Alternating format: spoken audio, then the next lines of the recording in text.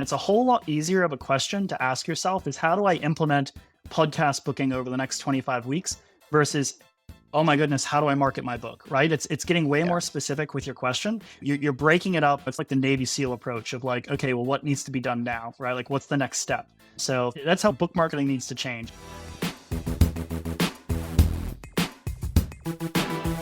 Welcome to the Lean Marketing Podcast, where we break down strategies and tactics to help you get bigger results with less marketing. Today, I've got a very special guest.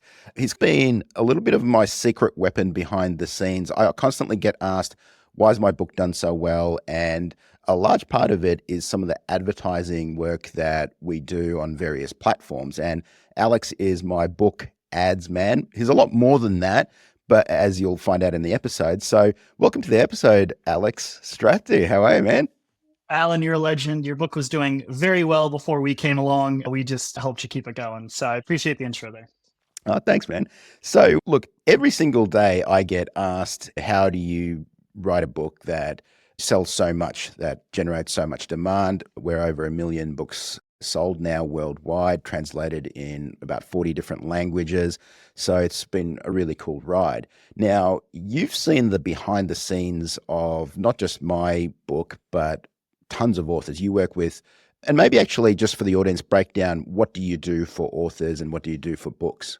Sure, absolutely. Yeah, and I have a list, or not a list, I have my shelves behind me, and there's different shelves that mean different things. So these are all obviously books that have helped me in my business. Yours goes between clients' shelf and books that have helped me in my business. You can see yours on the top here. And then these are some of our clients here behind me. So everyone from Michael McGee of The Coaching Habit. We've worked with Kim Scott of Radical Candor. We've worked with Joseph Noyan, Don't Believe Everything You Think. The Michael Watkins, The First 90 Days. The list goes on. We've been really fortunate to see the behind the scenes of a lot of what's going on, which is now where this conversation comes from and getting to talk about it. But up until this point, we have really focused in on what we believe is one of the most effective ways to move copies, especially while you're asleep, which is Amazon ads. Yeah. But as we were talking a little bit before this, Allan, when you're trying to market a book, just running Amazon ads is like just trying to use a hammer to build a house, right? You need a whole toolkit. So we are in 2025, we're rebranding as Shelf Life. And that is to reflect the fact that our goal is to build a whole house for an author, not just provide the hammer. Yeah. And so one of the questions that keeps coming back in my mind, it's not as simple as just, hey, an author writes a book and then we can run a ton of ads to sell a ton of copies, because ads tap out at a certain level. And for some authors, it seems to tap out at a lower level. For other authors and other books, it taps out at a higher level. So what is it that makes ads extremely effective for some books and not so much for other books? And like, what's the difference? That is a great question. There's 10 different ways I could take that. Essentially, what it comes down, the best way, I'll bring it a little level deeper to the author's goals for that book, right? So, what is successful for one author might not be what success looks like for another author. Also, obviously, the size of your niche, Don't Believe Everything You Think. Joseph Noyan, his book is anyone could pick it up and read it, right? Versus a marketing book. I don't know if a vet who's clipping dogs' nails every day, unless they're starting their own business, is going to pick that up. So, it's a smaller niche, right? Yeah. So, obviously that plays a factor, but where you tap out, it essentially depends on your economics and what you're trying to get out of your book. So we had Joseph Nguyen on the podcast earlier, really Awesome. smart dude. And I believe he just hit the New York Times bestseller list as well. So well done, Joseph. And we'll link back to the episode that we did with him.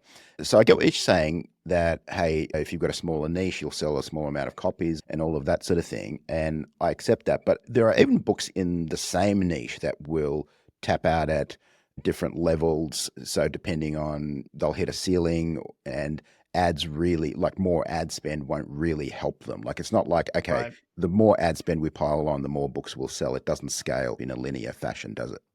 No, it doesn't. There's a lot that goes into that. The Amazon algorithms is also how well a book, it's an annoying chicken or the egg problem, because the better a book is selling offline, like part of the reason why Joseph has been so successful with his Amazon ads is because of a lot of the off Amazon activities that he's been doing that's led to organic sales. Amazon then sees, oh, wow, this is a book people want. They show the ads more, is a simple way of putting it, right? So how much you tap out can also have to do with your other marketing activities. I was just speaking with an author this morning, Catherine Duncan of a great book, Everyday Awakening, who's relying almost solely on Amazon ads right now for her results. And so we tapped out at like moving I don't want to divulge her numbers specifically, Sure. but moving X amount of copies, right? And, it's much, much lower than the amount of copies that you or Joseph moves. And the book really isn't all that different from Joseph's book to some degree. I mean, it has Joseph really knocked it out of the park with his title. Yeah. But and that's where she's like, what else can we be doing to sell more copies? And the ads are firing on all cylinders. And the cost per reader is not really sustainable. And so the question is, how can we make it sustainable? And so Mm, it's okay, what can you be doing off of Amazon now? Because that's where we need to focus. We've figured out what the limit here with Amazon is. yeah. And so now we need to go back and influence the Amazon algorithms to basically view your book more favorably and also give them more data, right? Because Amazon's different from other pay-per-click platforms where they actually make money when a book sells. They don't just make money when someone clicks on an ad. And so Yeah. they're actually really interested in showing the right book to the right person. The more you can give them data through sales by your ideal reader, the more they can go out and figure out who your ideal reader is themselves. Yeah. I mean, a lot of people have asked me the same question, and my answer is really ads are an amplifier. So if your book is already doing really well, the ads will amplify that. If your book is not doing great, then ads may help a little bit, but it's kind of like any microphone, right? So if I sing and I'm a terrible singer, I'm just going to amplify really bad singing, and it just makes things worse, right? So I just become a loud, bad singer. Whereas if I'm a great singer, which I'm not, if I'm a great singer and I amplify my voice, well, now that makes things better and I can reach more people and all of that sort of stuff. So that's the way I viewed it. And that's led me to really spend a lot of time analyzing what creates a bestseller. What are some of those elements that really makes a book get traction? Because I've looked at it through 100 different lenses, and there are some books that are written in a very dry academic style that do really well. Then there are books that are written in a very casual way that do really well. Then there are books that are super niche that do really well. Then there are books that are super wide that do really well. I mean, I've got some of my theory, and I'll share some of that in a moment, but what are your thoughts of having seen behind the scenes of so many authors? What are the elements that really make a book fly versus maybe mediocre or go nowhere? A lot of people who are listening aren't going to like this answer, Alan. Okay. It comes down to honestly their level of expertise. So I found that one of the biggest indicators is have they taught that topic, and not just their expertise, but actually teaching that thing to a group of people in a room because they figured out where people get stuck when they try to teach Mm, that. Like you can study something all day long because a book is a communication tool, right? You're yeah. trying to communicate thoughts to someone else. And if you haven't had a lot of practice at communicating that thing to people, then I found that you don't really understand where people are getting stuck in your messaging and you don't know what the best analogies to use are, right? Mm, And so that's one of the things that I've found to be one of the biggest indicators of whether a book is going to be successful is how much has someone actually taught that topic outside of their book. okay. All right. I'll give you some of my answers because I mean, I've got a whole note in my writing file that what are some of the things that are really make a book a bestseller? What are some of the things? And we've actually got an episode, How to Write and Promote a Bestseller. So we'll link to that as well. But some of the factors that I've seen is that it's something that when you read or hear the title, it instantly says, I want that. So, I think about stuff like the 4 Hour Work Week, right? I think about stuff like the obstacle is the way. And a lot of times there's a contrarian element to it, like the 4 Hour Work Week. Oh, wow. I usually think of it as a 40-hour work week, or the obstacle is usually the thing that stops me. But no, the obstacle is the way.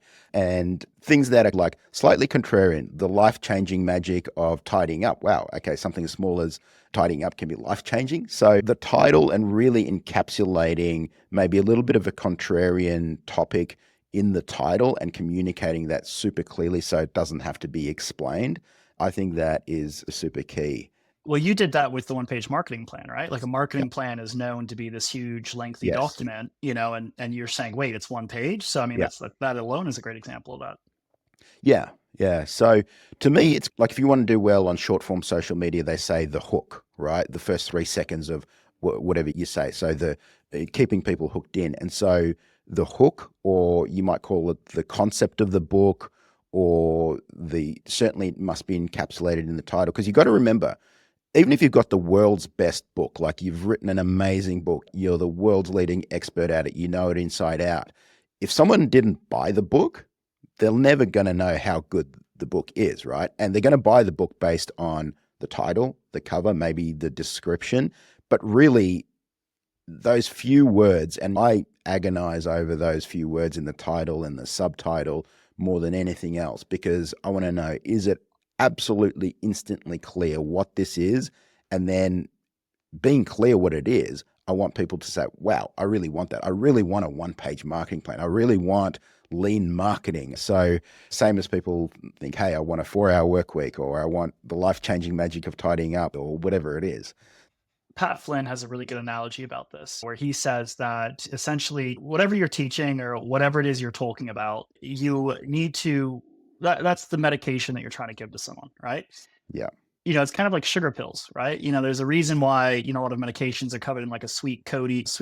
It's because you got to give people what they think they want as the packaging. And on the inside is where the actual medication is, right? So it's essentially, you got to give people the message that they need to hear, but you need to package it in a way that they want to hear it.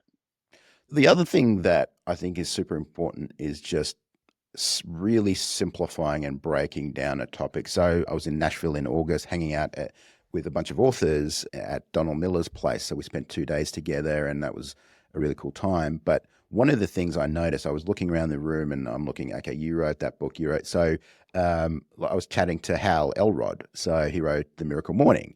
And so very simple book. It's like wake up early, meditate, set your day right, or exercise or whatever, right? The concept is nothing revolutionary. Like we all know a good habit in the morning is a good thing, but he really broke it down in a really simple way. He's now got an app that's doing really well for him that takes people through the whole framework. So giving people a framework and a way to take something that they really want and break it down in a simple way, really powerful as well. Yeah, Rob Fitzpatrick, he's to me another one of these book marketing legends, and he has a book called Write Useful Books. And there's many concepts in it, but when you talk about simplification, the average New York Times bestseller back in the 80s was like 400 pages. Today, it's only 200 pages, right? Like people are wanting simpler, they're wanting shorter, they want to get the message across. And so, the less someone has to go through the weeds to get to your message, the better it's going to do. Well, I mean, books are getting even shorter. Like, for example, Joseph's book is pretty short. Phil Jones, who wrote Exactly What to Say, very short book. I think it's like 100 pages. And so you really want to account for every word. You want to make the editing is where the real heavy lifting is. I often say the book is about 40% done once you've finished writing. And that was definitely my experience with lean marketing. My manuscript was 120,000 words, which would have been, I don't know, like 600 pages or whatever. So it was insane. So I spent so much time cutting. I cut probably 40% of that. So I think we ended up at about 70,000 words, which is still a long book.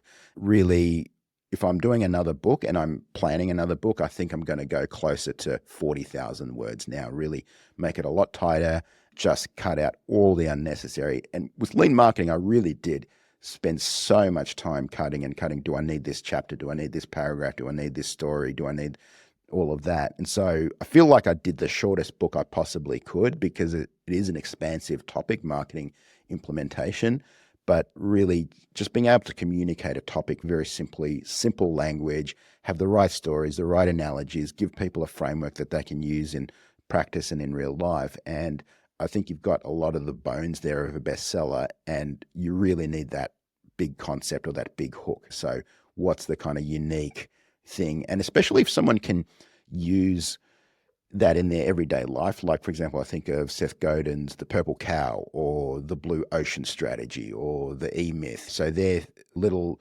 novel phrases that someone can now use in real life. The other thing I think about is givability. So what's a book that you can give someone who's got a particular problem or there's some trigger in their life? So maybe someone's doing really well, but you want them to go to the next level. You might give them Good to Great. Or maybe someone's gotten pregnant. You give them What to Expect When You're Expecting, right? So having those trigger books that are good to give and good to receive at a particular time in your life. Trigger, that's a really good way to put it. Yeah, there's like an event related marketing, right? I mean, Yeah. I feel like that in and of itself could be a whole chapter about book marketing. Well, Seth Godin said something interesting. He said physical books, they're really just a souvenir. I mean, people are mostly reading now on Kindle or on audio or whatever. And so physical books, a lot of the value of physical books is being able to give them to someone and or sit them on your bookshelf where everyone can see them. So, I mean, I'm sure many people still read physical books, and we sell a ton of physical books as Yeah. well. But the givability factor of saying, hey, you've got a marketing problem. I read this book, The One Page Marketing Plan. Here you go. This is something that can really help you. And it's a nice, neat package. Whereas if this was like maybe 20 different blog posts and then a YouTube video, whatever, there's no neat package that you can just give someone and say, hey, go through this and this will help you. So I think Yeah. that's another factor. Is it a neat little package of information that's easy to pass on to somebody and it has genuine value? And we've all been conditioned from childhood to feel books are special. You don't just toss a book in the bin or whatever. You keep books forever, right? Even if a book you may have never read still will sit in your bookshelf. Very rare that you just get a book and just toss it in the trash. I like it. Yeah, and then to bring it back to, what you're talking about with the first step is get someone to read the title, and talking about getting people to actually read a book. The first step is get someone to read the title and then say, oh, I like this title enough to now open the book. And I like how you think about each step of the marketing or the customer journey just to get to the end of the book. Because I think there's some statistic out there that's like 80% of people who pick up a book will never finish it. Yeah. And so it's the same reason with like authors who are putting a review ask in their book. You don't want to wait till the end to ask Yeah. for a review. You want to put it halfway through, and ideally right after someone's had like an oh wow moment. But if you can work backwards in the reader journey and say, okay, like what are the steps they need to go through? Well, first they need to look at the title and say, do I want to open this book? Then once they've opened the book, what's the first page? If they're reading a bunch of praise for your book, it's like, well, maybe they then get interrupted. Like you got to think about like they have a nagging child or like Yeah. parents, but like someone that's constantly trying to pull their attention away from that book. And if that first page isn't like, oh my goodness, I need to get to the second page, right? Like the goal of the first paragraph is to get them to the second paragraph. The goal of the first page is to get them to the second page. The goal of the first chapter is to get to the second chapter. So if you're thinking about the customer or the reader journey along that whole way, then there's going to be a much more likelihood of someone making it all the way through the end, because you're not just thinking of, oh, I need to write my memoir in this book and it's all Yeah. about you. It's making it about the reader. It's what we call in copywriting the greased slide. So the whole goal of the headline is so people read the subheadline. The whole goal of the headline is so people read the first paragraph and so on. The other thing that I found is making a book very easily readable. One of the things I noticed about Atomic Habits is he has very short chapters, so you feel like you're making progress. So a chapter may be just a few pages and then you move on and it's very easy to read. Whereas sometimes a book can be excellent, but it's just slabs and slabs of text. It feels hard to get through. So that's definitely a factor in getting the book read. Having said that, a lot of people worry about, did people read my whole book and all of that sort of stuff.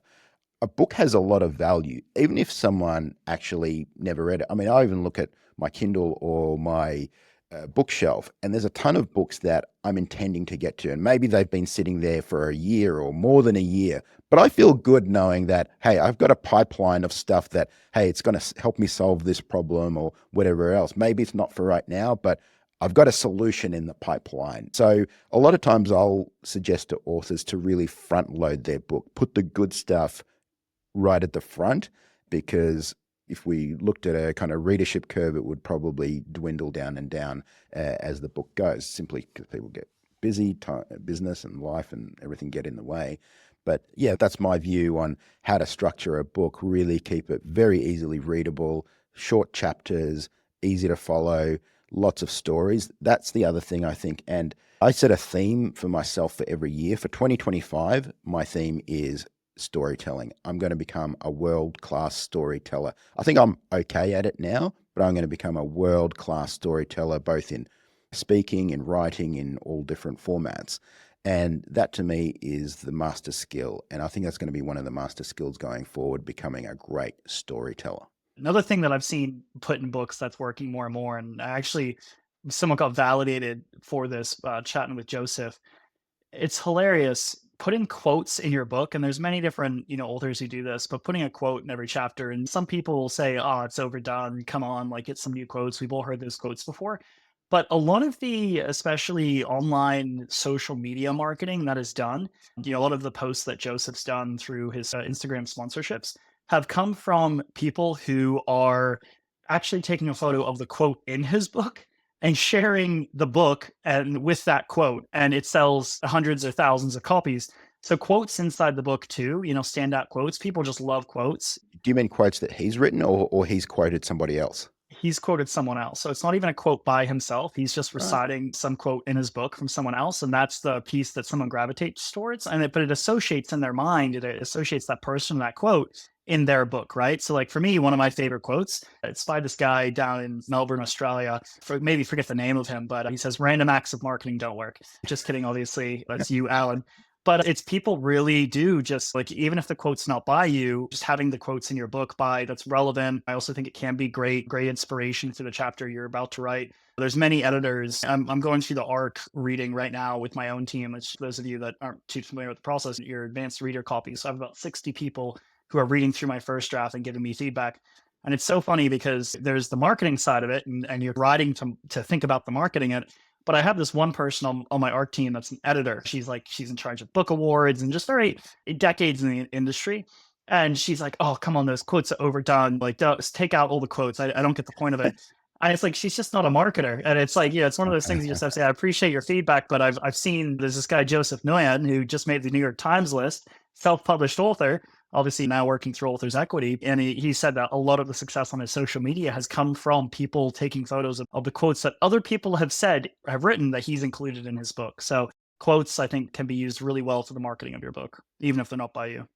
That's really cool. I actually, almost the second last or the last draft manuscript of Lean Marketing, I still had it in the book. I had each chapter started with a quote, so framing that chapter. The reason I took it out in the end, because one of the things that I did to review the last few edits of my book, I had AI. I used a tool called 11 Labs to read back my book, and 11 Labs has a very realistic narration voice. I mean, for the actual audio book, I used a real narrator, but and I wanted to hear what my book would sound like, because a lot of people listen to my books. It's very popular on Audible and in Mm, audio format.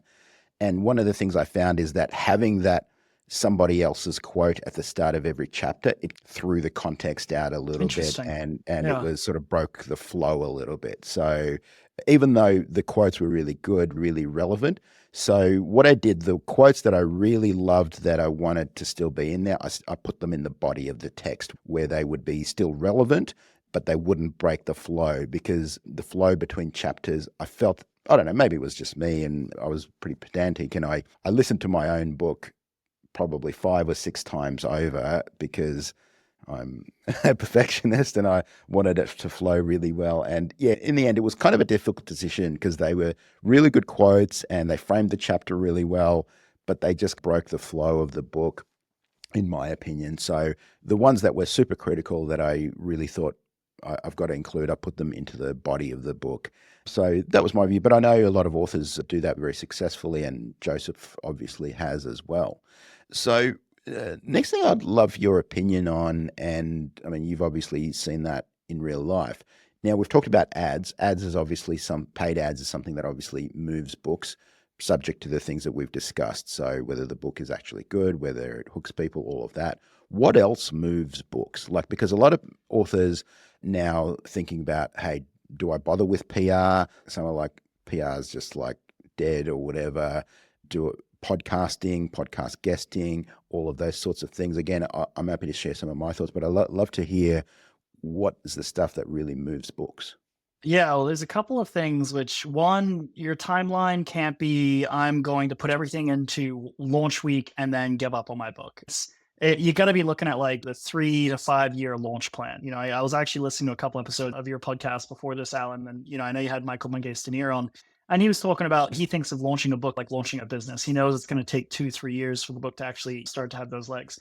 There are a couple of specific tools, which our goal as a company is to always identify. Luckily, we're able to work with some of the top tier authors in the world, and to identify the tools that they are currently utilizing to move copies, and then to be able to provide that to authors who are too busy to enact those themselves. Because there's a lot of messages out there that don't get heard simply because the author becomes the expert in their topic, but not necessarily the expert in book marketing.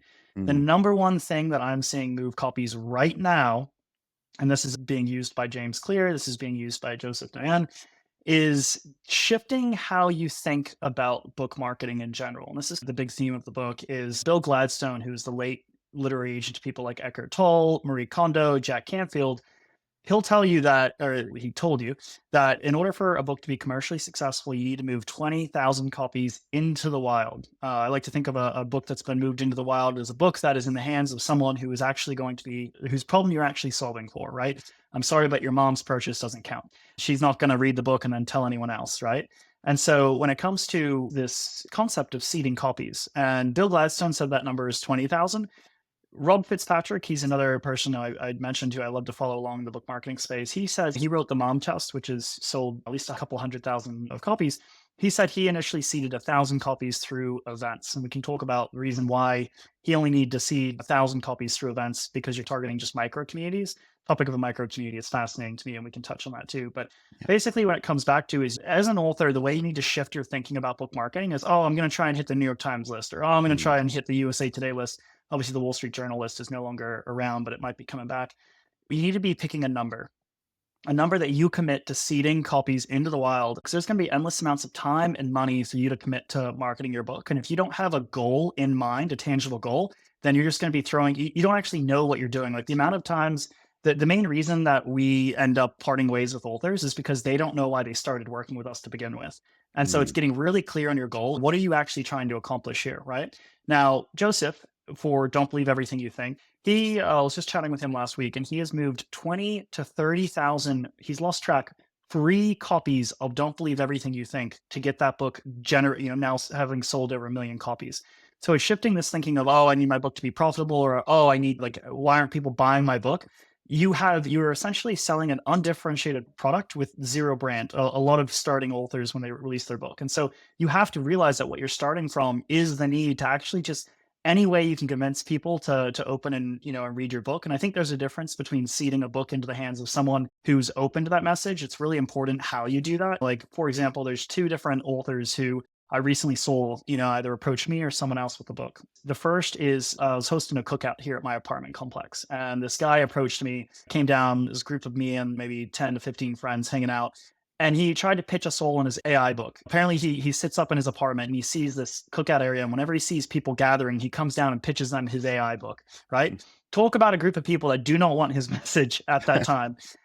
Versus, we have Namaste Yoga here in San Diego, where this guy teaches cliffside yoga Saturday and Sunday every weekend. And this lady walked around handing out Post-it notes. And on the Post-it notes were a message of positivity. And on the back of that Post-it note was, hey, if you like this message, you can find my book here, right? It is so in line that people who are at yoga are generally open-minded, positive people. So one, she knew the person that she was targeting there. And two, it wasn't in your face. She wasn't like saying, hey, buy my book, buy my book. She was saying, here's a message of positivity. Oh, and by the way, if this interests you, you can take a step further, right? So that's the two things I will say. You want to make sure that when you are seeding copies, you're not forcing copies into people's faces and doing it the wrong way. But all in all here, what's working right now is focusing on the seeding copy message, and the most effective tool I think is actually micro influencers. So like Joseph will literally just DM people one by one on Instagram saying of people who follow accounts that are similar to his message and say, hey, can I send you a free copy of my book? And so we've actually started replicating that and doing that for a lot of our authors, is reaching out to one by one through DMs on Instagram or Facebook or TikTok and just saying, hey, if I see you follow these accounts, you might like this book. It's a New York Times bestseller, some credentials around it. Would you like a free copy? Just give us your address. We're handing out X amount of copies to readers. And it's also an excellent way because then you can build that contact and then potentially go back to them in a couple of weeks for a review as well. So obviously there's limits on how many people you can message each day. So be aware of those. But that's the number one mini tool right now, is seeding copies through micro influencers. And we spent over $50,000 so far on influencer campaigns, big influencers. And oftentimes you might only see a dozen copies actually get moved. So I wouldn't waste your money with the big influencers. I would just literally see if you can get your cost per reader, hand out a book for $5-6 for shipping and printing, and get that in the hands of a reader who's likely to read your book. I love that. We actually did that in the early days of the one-page marketing plan. We'd find a YouTuber who reviews books, just send them out a copy. We'd find a blogger or whatever. And when you say seeding, you mean mainly giving it out for free, right? So, hey, I'm going to give out 1,000 free copies to targeted communities and things like that. Is that right?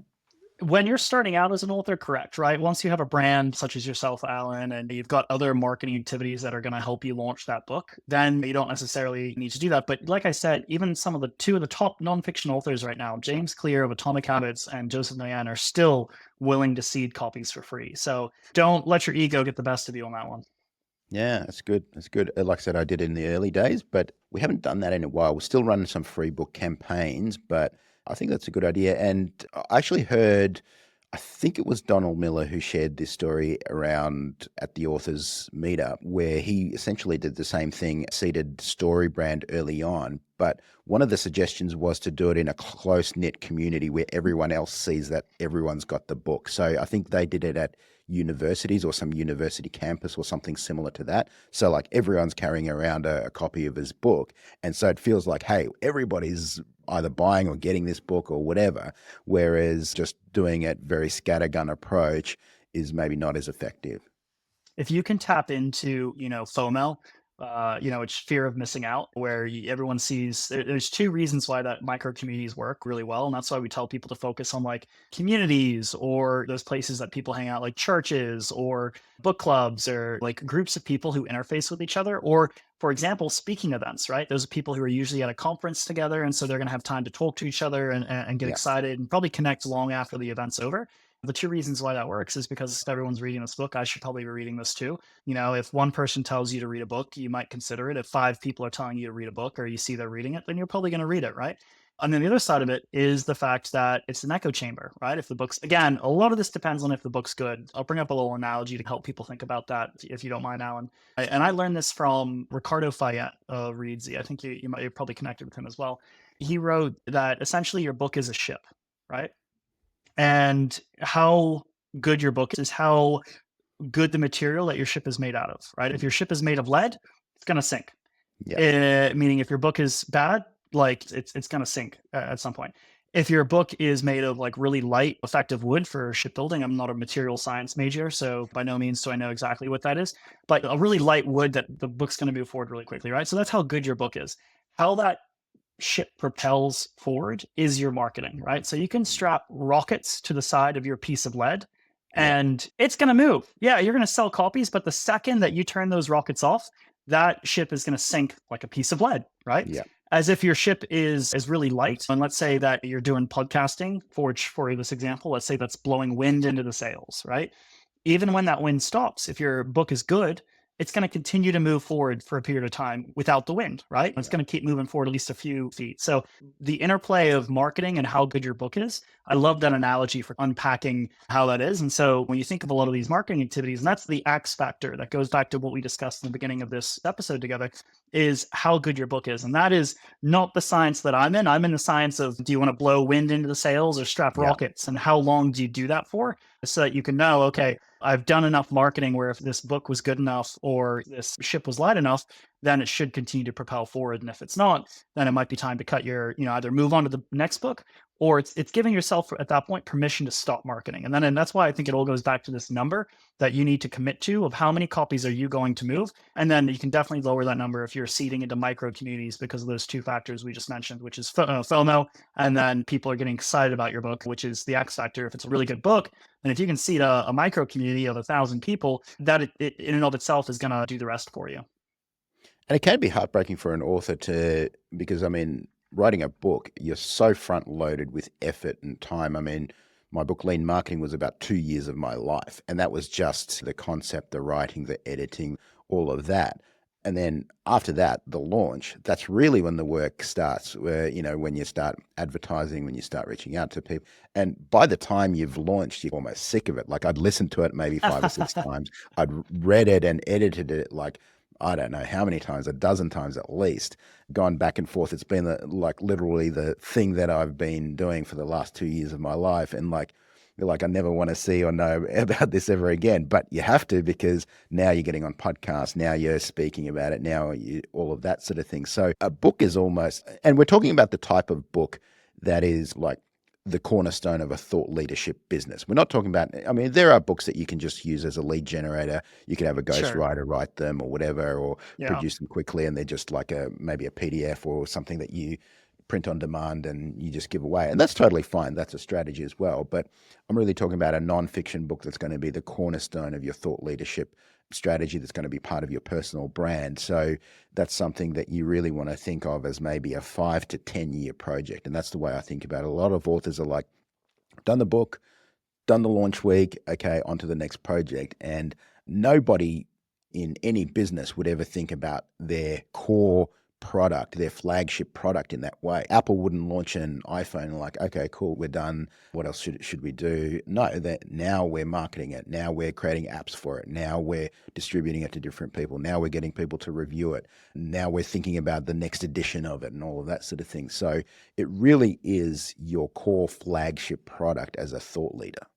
Yeah, and that's why I want to educate better, is because I'm not coming from a place of being an author who's always been successful, or an author that is, or just someone that, has always had it figured out. I come from a place of, I entered this industry as a thought leader in college kids getting jobs and interviewing and all that stuff. And I released a book with a co-author of mine, and we thought we had made it. We paid someone for an Amazon bestseller status, which now, for those listening, you don't need to pay for that. If you're in the right category and you get 16 people to buy your book, you can become an Amazon bestseller just from that. And so, when it comes down to, I released a book. I expected people to buy this book. I thought, oh, I'm going to retire, because there just isn't a whole lot of great education out there about the science and what it actually looks like to release and market a book. And so there needs to be a number, like you said, Alan, when you've put so much heart and soul and time into the writing and editing of the book, and then you have to market it, what a sick joke. But unfortunately, if you do that without thinking about the actual marketing or having an understanding for the marketing, then, it could actually become a trap where, because you're so attached to it, and we've seen this time and time again. We had an author who paid $100,000. I saw a receipt that he sent me with the invoice breakdown of what he paid for it to market his book. And I just felt bad for the guy, because 80% of that was for admin tasks that wouldn't even move the book. And Yeah. so if you're spending it can become an endless time and money pit. So if you don't really understand, first of all, why you're marketing the book, and then two, the science behind marketing the book, it can be this confusing, never-ending journey where you just hate the whole publishing world. And then, it might stop you from writing your next book, or getting that book out there, which, who knows, could have a huge impact on the world. And God knows that we need some improvement right now. Yeah. And you're 100% right. I've seen that time and time again. I was just talking to another person who was writing a book earlier this week, and he sent me the quote that somebody in the publishing industry had sent him about all the stuff. And I mean, I sent him a nice text message, and I'm going to get on with a call with him later in the week, just because I want to help him out. But I said, look, man, some of the stuff, yep, absolutely, nice typesetting, good cover design, all of that, yep.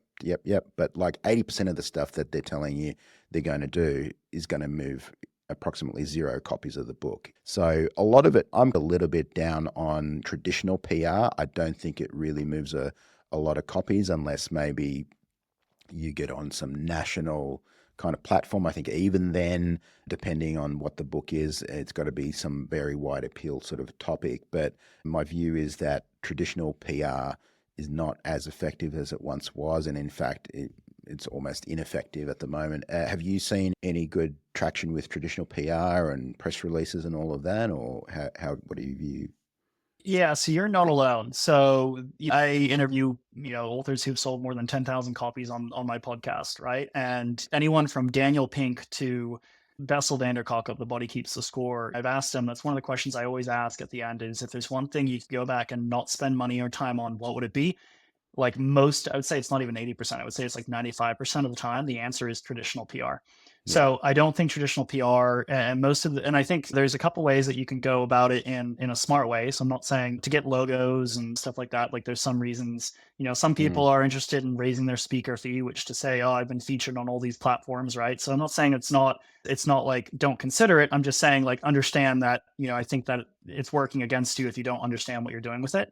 And then, but I have seen, and especially podcasts, a lot of people get burnt out on the podcast circuit as well, because they're told, oh, podcasts are going to move copies. And then they go on a bunch of podcasts, they don't actually move copies. I found that unless your message is really aligned with that audience, for example, we have one of our clients, he's actually one of our board members too, Ed Rush, he's a local here in San Diego too. I know the back end sales of his book. And so I'm constantly seeing what is he doing and what is that doing to sales. He had this blip of 400 sales in a day. And I texted him And I was like, dude, what did you do to move all these books in one day? And he was like, I went on this one podcast. I think it was actually, it might have been a YouTube channel, actually, Alan, which I know you've seen some success with. And it was, his book is called God Talks, right? I'm not necessarily religious, but I support anyone. I support people and their messages. And I think there's definitely a time and a place for religion. So he went on this very religious podcast, and the message is just so aligned with the Mm, audience, and the audience was at least a couple thousand, right? So I watched him I mean, it just went bonkers. And so unless your message is really aligned, like you can even go on Good Morning America, and I've heard that might only move 100 copies of your book or maybe none at all. So what's really important is just like if there's the slightest misalignment in your message and the old podcast audience, then it's just not going to move books. And so you have to really make sure that the message you're sharing is the right audience, or else it can be a complete waste of time. I agree with that. I've been on many podcasts and I can attest there. I've been on some very big podcasts that don't necessarily align with my audience much and haven't seen much traction. And I've been on some smaller podcasts that very aligned with what I do and they created tons of traction. And we tend to get a pretty good feedback loop because a lot of my books have resources that you can download. So we can tell Yeah. when someone says, hey, heard you on this podcast. I downloaded your one-page marketing plan, really enjoyed it, whatever. So we've got a little bit of that feedback loop where we know where something got a lot of traction versus something that didn't. Yeah, and listen notes. If you want to go somewhere to do podcast research, let's say you're maybe doing your own podcast here, I highly recommend a platform called Listen Notes. It even gives you the best way you can sort of determine how big a podcast is. They give you like a listen score. Of course, like anything, it can be gamed, just like Amazon ratings. They Mm, have a lot of people who have left podcast ratings. The way I like to think about it is if on Listen Notes, if you're in like the top 0.5% of podcasts, that means that it's a podcast that at least has like 1,000 or more followers. If it's not the top 10%, it means it's usually either a new podcast. Like I know lean marketing, I know you just shifted your focus over for this one. I'm not sure what the percentage is, but like I can speak to like my percentage, right? Like before the bestseller, where said as like a 1.5% top podcast. You got to remember there's 3 million podcasts that are logged on Listen Notes. And so mm, even a top 1.5%, we have around 200 listeners. Like very genuinely, that is what makes the top 1.5%. And so I wouldn't, if it's more than top 10%, like I said, it's either probably a new podcast or it's just two dudes talking to each other in a garage. But that's why I like to point people is take a look at Listen Notes. If it's a top 0.5%, they have some sort of listening. If it's top 10%, there's at least yeah, a handful. And if it's outside of that, like I said, it's either new or they just haven't, or there's not really much following for it. So. cool. So assuming your book is good, we've talked about paid ads as an accelerator. We've talked about seeding your book to relevant communities and making sure that relevant communities are hearing about the book, relevant podcasts. What else moves the needle for book sales? So where I would go from having that big number, right? So I mentioned anywhere from 1,000 to 20,000. I think 10,000 is generally a good number for you to test and see like, okay, am I seeing some additional traction on my book? Then I'll maybe go for 20,000. If you've seeded 10,000 copies and you're not seeing any additional organic copies come in, the book probably might not be the strong enough messaging, or you might not, you're losing readers somewhere along that reader journey, right? The next phase of once you've picked that number, break down that number into sub numbers. So come up with your tools. So that could be anywhere from your street team. It could be paid promotions, running Facebook ads, running Amazon ads. It could be speaking at events. It could be the Instagram influencer account I mentioned. But then break down into, okay, I'm going to move 400 copies via Facebook ads. Okay, I'm going to move 2,000 copies via Amazon ads. I'm going to move 500 copies via podcast booking, right? So getting on podcasts. And so once you have your big number, then you want to break that down into the little numbers. And then, Alan, what I love is your systematized thinking and sort of, like I said, random acts of marketing don't work. And so, what you want to do then, once you have your sub numbers, is break that into how many weeks before your launch. You can call week, and I like to label them. So, like week 0 is the week that you want to launch your book. If your book's already out and you're listening to this and you're like, well, my book's struggling, I'm actually trying to figure out how to get it back to life, that's fine. Week 0 is today, right? And then you want to start, okay, what are the systems that I need to create these different tools these different tools in my tool belt? Like I said, Amazon ads is a hammer, getting on podcasts is your wrench. And then you work those out, right? So for right now it's week 0. Let's say that your book is, or let's say you got 10 weeks before your book launch, right? So work backwards. What are you going to do during week -1? What needs to happen for week 0 for podcasts to go live during week 0? What do you need to be doing during week -1? Maybe it is coordinating to make sure that those podcasts are going to go live the next week. Because you probably shouldn't be recording those podcasts during week -1. Maybe you're recording those podcasts in week -3, -4. That's where you want to start plotting out, okay, what am I doing in each single week leading up to? And so where I would take, you've got your big number, you've then got your little numbers for each of those different subtasks. Before you then list those out in the weeks, come up with every line item of each of the steps that need to happen in order for that to then go live. And if you don't know how to do it, that's fine. Go back and listen to Allan Dib's podcast. Go back and listen to Self-Publishing School podcast. Go back and listen to Before the Bestseller. They'll break down all these different ones. We'll list out all these different ways to go about these different strategies. Or just Google online or shoot Allan and I a message here, right? Like, we've done this stuff. We can help break it down. And so then once you have your list, that's where you start to then spread those out over week -1, week -2.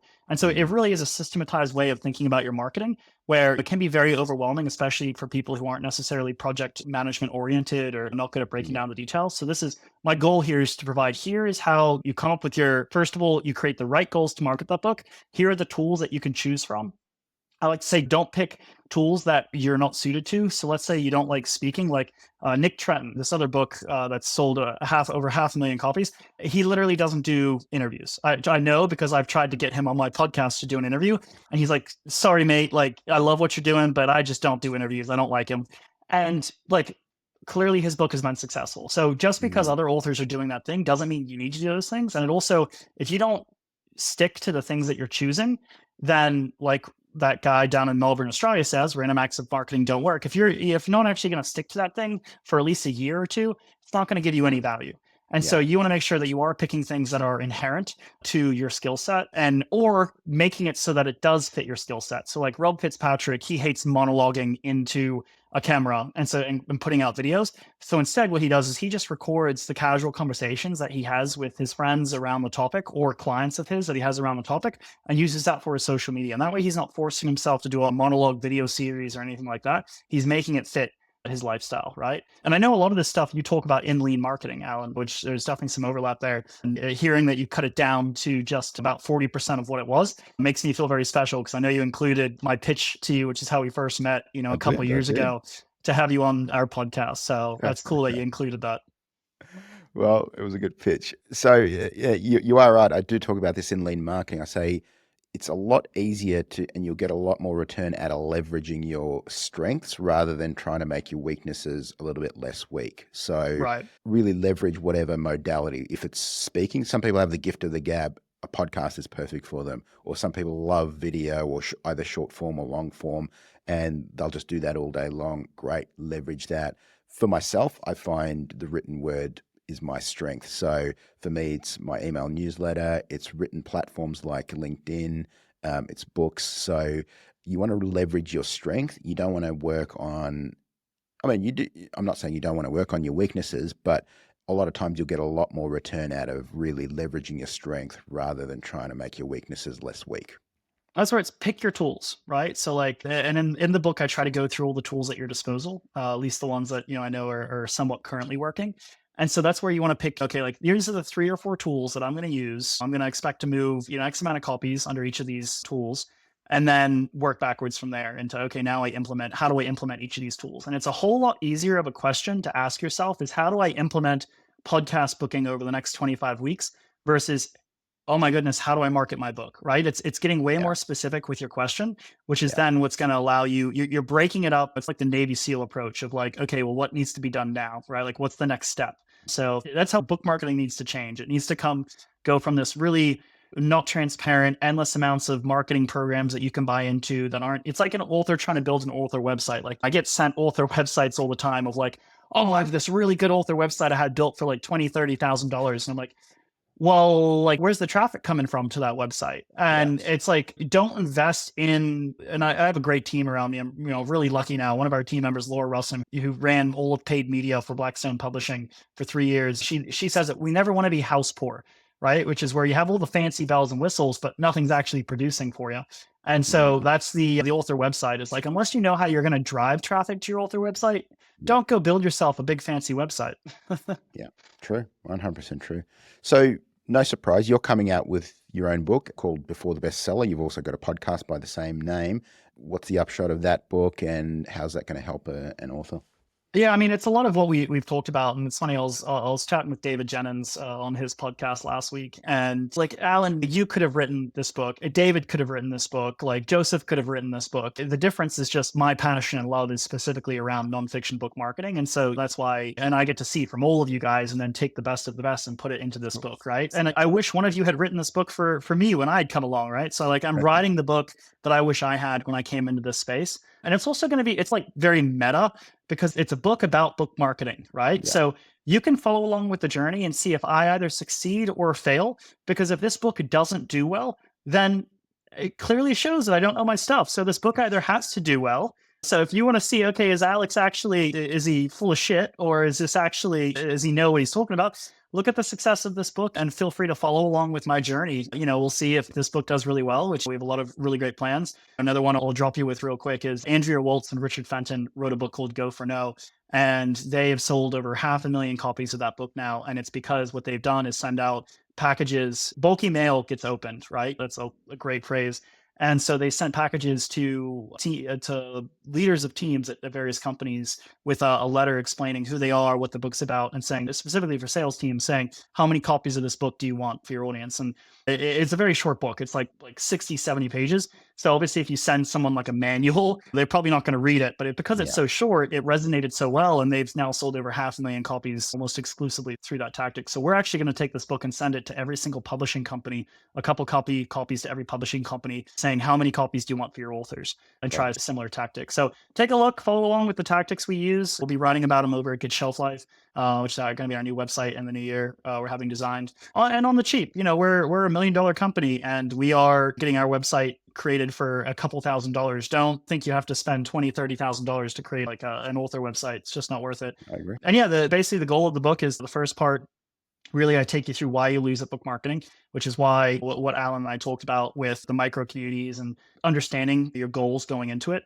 And then I walk you through the various, and then to why, like how you need to essentially pick a big number. The second big part is really all about, okay, what are the tools at your disposal to actually seed those copies? And then the third part is all about creating that timeline and starting from week 0, working backwards to week -25, -50, and then forward to 25 and +50.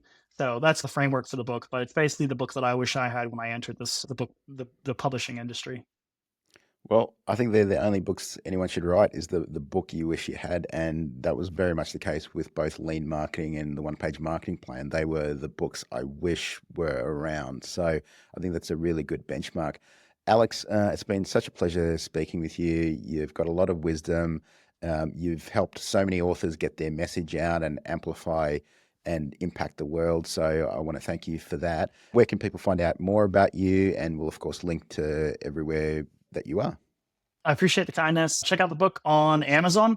If you're obviously a listener of this podcast, and this is, watch what I do, not necessarily always what I say, this is the perfect audience where to purchase that book. Where on Amazon, if they see, oh, okay, people who are interested in marketing are buying this book, that's going to help the Amazon algorithms, and the Amazon ads are going to do a whole lot better. So just think about that. In where you're sending people your book, you're like, I could be much more profitable selling books on my website or whatever have you, but I want to influence those Amazon algorithms. So think about influencing the Amazon algorithms. Check that out. Our website is Get Shelf Life. Alan, this is a full circle moment for me meeting you a few years back. It's always so lovely sometimes when you get to meet your mentors and they're the people you followed for so long and they're exactly like you think they are. I'm truly blessed to be able to follow along with your journey. I've learned a lot. I think I almost got sick of writing about you in my book because you're mentioned so many times. So I'm excited to get you a copy. And yeah, just really appreciate you spending the time with me. Oh, thank you, Alex. Much appreciated. Thanks for being on.